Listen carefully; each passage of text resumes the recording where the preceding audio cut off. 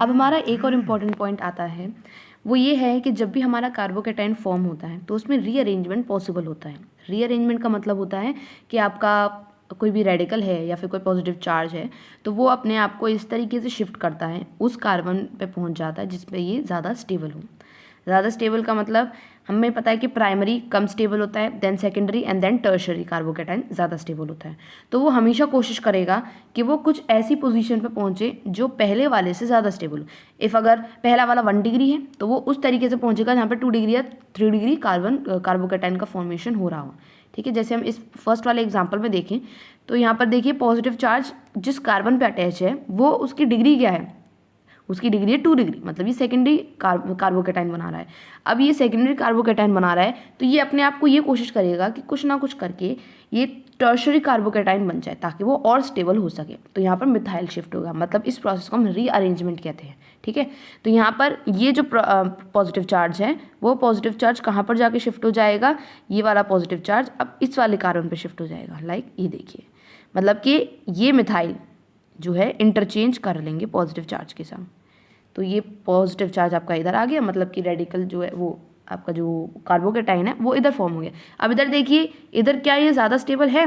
देखिए जिस कार्बन पे पॉजिटिव चार्ज है वो कितने कार्बन से और अटैच्ड है, 1 2 and 3, means this is a tertiary carbocation. So secondary carbocation से टर्शरी कार्बोकेटाइन का फॉर्मेशन हो गया, इसका मतलब ये और स्टेबल हो गया। इस प्रोसेस को हम रीअरेंजमेंट कहेंगे। ठीक है, एंड देन फर्दर आप इसको जब हाइड्रोलाइसिस कराओगे या H2 से रिएक्ट कराओगे तो जहाँ पर पॉजिटिव चार्ज होता है वहीं पर OH मॉलिक्यूल अटैच होता है, ये कंपलसरी होता है। ठीक है, जहाँ पर आपका पॉजिटिव चार्ज होगा वहीं पर OH मॉलिक्यूल अटैच होगा। कार्बोकेटाइन बन रहा है ना, कार्बोकेटाइन के बाद क्या होगा, आपका हाइड्रोजन के संग रिएक्ट होगा, मतलब एक सूटेबल न्यूक्लियोफाइल के संग रिएक्ट होगा, तो वो वहीं पे जाके अटैच होगा जहाँ पर आपका पॉजिटिव चार्ज है। आपको ये समझ में आया? आई होप आपको समझ में आ गया होगा। ये एक बार मेरे साथ पढ़ाते पढ़ाते आप इसको एक अलग से कॉपी पे लिख के देखिए और समझिए, फिर अगर नहीं समझ में आया तो दोबारा पीछे दोबारा से शिफ्ट करके एक और बार समझिए। ठीक है, एंड इफ़ आपको इसमें फिर और कोई डाउट है तो you can ask me. Next अब हम आगे मूव करते हैं। In oxymercuration and demercuration, alkene reacts with mercuric acetate in the presence of water to give hydroxyl mercuric compound, which on reduction leads to the demercuration and the products and alcohol.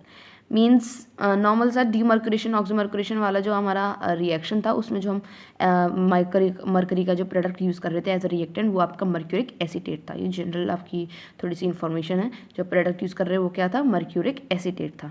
ठीक है, hydrogen की presence में हम ले रहे थे तो हमें मिल क्या रहा था, हाइड्रोक्सिल मर्क्यूरिक कंपाउंड मिल रहा था। तो इसमें तो आपके सिर्फ नाम बोले हैं।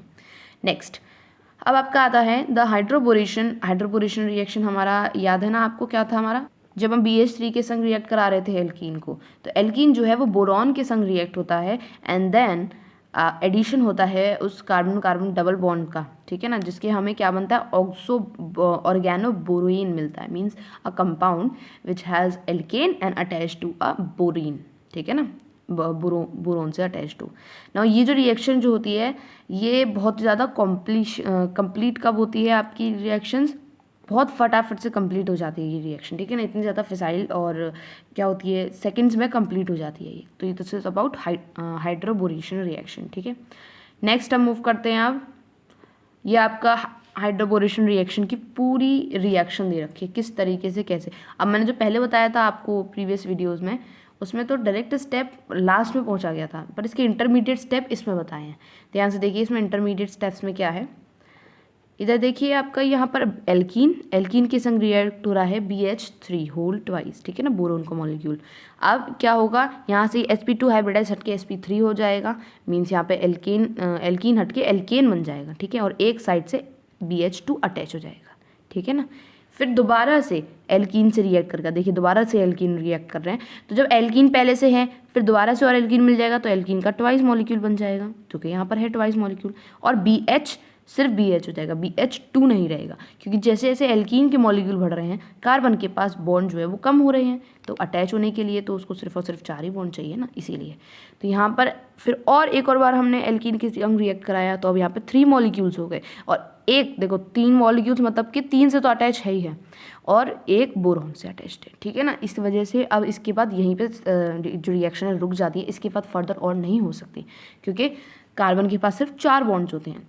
अब इसमें 3 बॉन्ड्स पे तो ये इथाइल ग्रुप अटैच हो गया और चौथे बॉन्ड पे ये बोरॉन अटैच हो गया। अब इसके बाद और कुछ बचा ही नहीं अटैच होने के लिए, ना रिएक्ट करने के लिए, इसलिए यहीं तक रुक जाएगा। ये फ्यू इंटरमीडिएट स्टेप्स थे, आपको समझ में आया ये कैसे करेंगे। हम पहले एक बॉन्ड तोड़ेंगे और फिर BH3 का BH2 को अटैच कर देंगे एंड देन फर्दर दोबारा से रिएक्ट करेंगे इथाइल मॉलिक्यूल के जो आपके मॉलिक्यूल्स हैं उनको नंबर ऑफ स्टेप्स में बढ़ाते जाएंगे एंड देन BH को लगाते जाएंगे। ठीक है, तो आज की वीडियो में हम सिर्फ यहाँ तक कवर करेंगे। अब हम नेक्स्ट वीडियो में इंपॉर्टेंट रिएक्शंस ऑफ ऑर्गेनोबोरिन पढ़ेंगे। So this is all for today's video. Thank you for watching this video.